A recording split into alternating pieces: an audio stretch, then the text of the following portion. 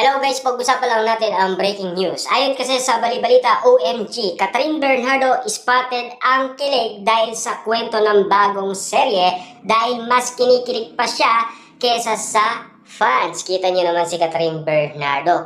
Kinikilig umano sa kanyang karakter dahil ang ending magiging sila ni James Reid sa kanyang karakter.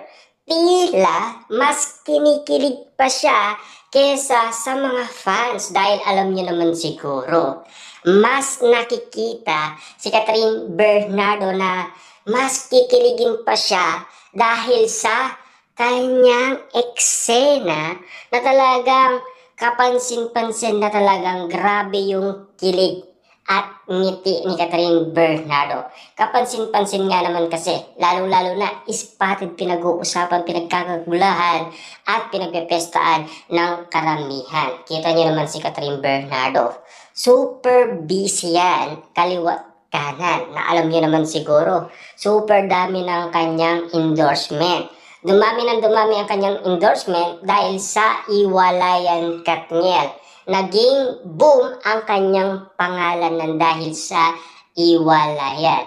Pero eto na ang napapag-usapan ngayon, ang tambalan James Reid at Catherine Bernardo, na talagang kapansin-pansin nga naman kasi na super kilig ni Catherine Bernardo, na talagang naalata nga naman kasi ni Dean Falls kung bakit nga naman kinikilig siya sa kanyang karakter, na alam niyo naman siguro, si Catherine Bernardo, kapag maganda ang kwento, siyempre kukunin niya yan.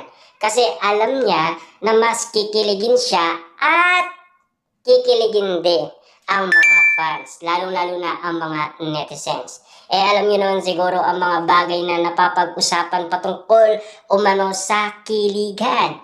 Yan kasi ang super inihintay ng karamihan. Yan din ang inihintay ng mga matang lawin, lalong-lalo na ang mga fans.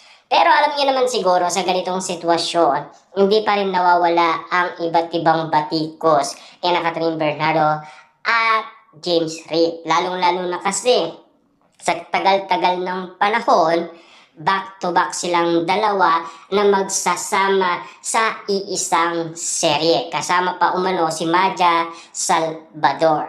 Siyempre, alam niyo naman siguro kung ganun talaga ang acting ni Catherine Bernardo, wala na tayong magagawa. Kung sakaling mag-level up man, at least nagle-level up na si Catherine Bernardo. Kung sakaling man hindi na talaga, wala na tayong magagawa kasi si Catherine Bernardo yan. Kung talagang pabebe-girl si Catherine Bernardo at sakang man yan, wala tayong magagawa.